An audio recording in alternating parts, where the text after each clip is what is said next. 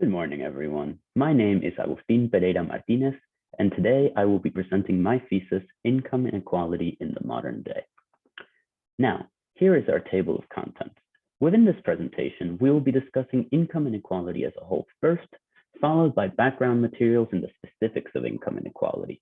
Then, we will be discussing the effectiveness of policies currently designed to handle income inequality, before finishing up with our policy proposal, a legislative solution aimed at answering the question, how do we rein in within and between firm inequality without substantially sanctioning employers?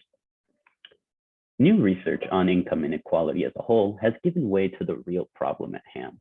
In the past, we often did not have a comprehensive employee-to-employer matched database from which to aggregate the role of firms in the income inequality discussion. For that reason, we looked at income inequalities in the ways minorities are paid less, or how women only earn 70 cents for every dollar a man makes, but we forgot that it is our bosses that decide these wages in the first place. The problem is that income inequality is not a singular measure, but rather a measure of two variables, within and between firm inequality. I am now going to ask you to think of a theoretical. Imagine two societies, each with the same level of income inequality. In the first, all companies are of the exact same size and make the exact same profit/revenue. However, in this society, incomes are distributed unequally within firms, such that this top rung makes far more money than this bottom rung, and so income inequality is rampant. In the second society, all companies share their profits equally. Everyone in the company makes the exact same amount. However, in this society, firms are not equal. Their profits/revenues differ. And so, two exact same positions with exactly the same responsibilities earn drastically different incomes. This is sadly not a theoretical, but an illustration of within firm inequality, the pay disparities inside companies, and between firm inequality, the pay disparities between them. Since within firm inequality pertains to the pay distribution of a singular company, the largest area of study in this field relates to hierarchy levels within firms. It is the study of within firm inequality that allows us to divide firms into hierarchy levels, developing pay ratios such as the one you see in front of you, taken from an OECD study, saying that CEOs make 350 times as much as their typical workers. Crucially, however, we can use these pay ratios in other ways, such as isolating firm characteristics like size in relation to these pay ratios to show that the income of top earners is directly tied to overall company growth in a way not afforded to lower wage workers. In particular, a study by New York University found that a 1% increase in firm size had no effect on the wages of workers levels 1 through 4, a moderate effect on the wages of workers level 5, but was directly related to executive pay compensation. On the other hand, as you can see below in the graph, between firm inequality pertains to the difference between companies in an industry. Taking a look at average company salary, we can see that the wages at the top firms have risen dramatically, while those at lower percentiles have seen practically no growth in income, creating a massive wage inequality. As top firms pull away, they are able to capitalize on a higher market share, leading to higher revenues, and so on and so on. A key example of this could be seen in the media industry, where in 1980, 50 companies controlled 90% of the media. Today, 6 companies control that same 90%.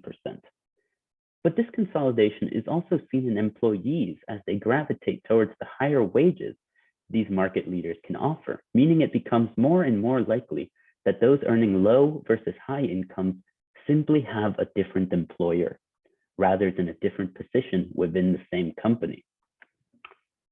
With the background material necessary to understand these inequalities behind us, this brings us to our main point seeking to answer our main research question of how can our legislation actively rein in within and between firm inequality without substantially harming employers.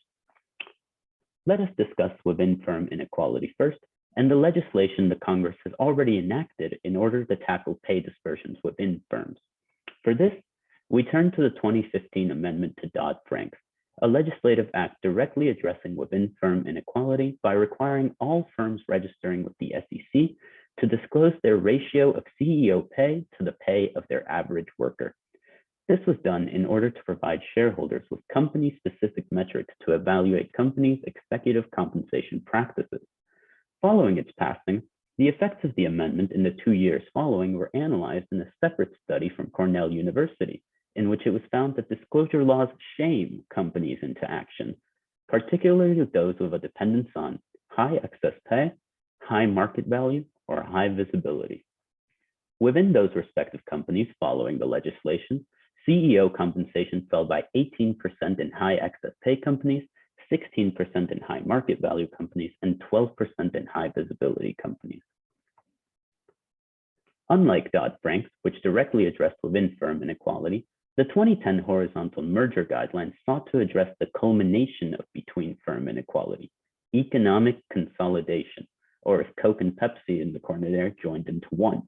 The new regulations established for horizontal mergers in 2010 were the Herfindahl-Hirschman Index, which measures and quantifies market concentration by market share and acts as an index from 0, perfect competition, to 10,000, a pure monopoly, with any market with an HHI above 2,500 being considered highly concentrated, and any merger yielding 200 points or more being monopolistic in nature.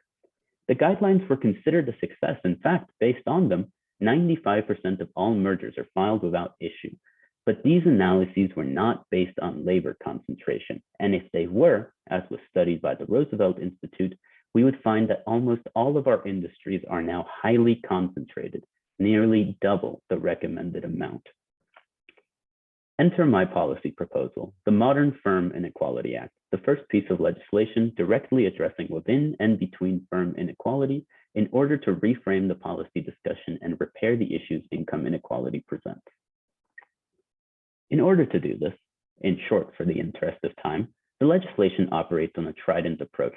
First, raising the minimum wage to $13.50 by 2025, affecting income inequality through legislation on the price floor of the wage market, and according to the Congressional Budget Office, lifting pay for nearly a quarter of the American workforce.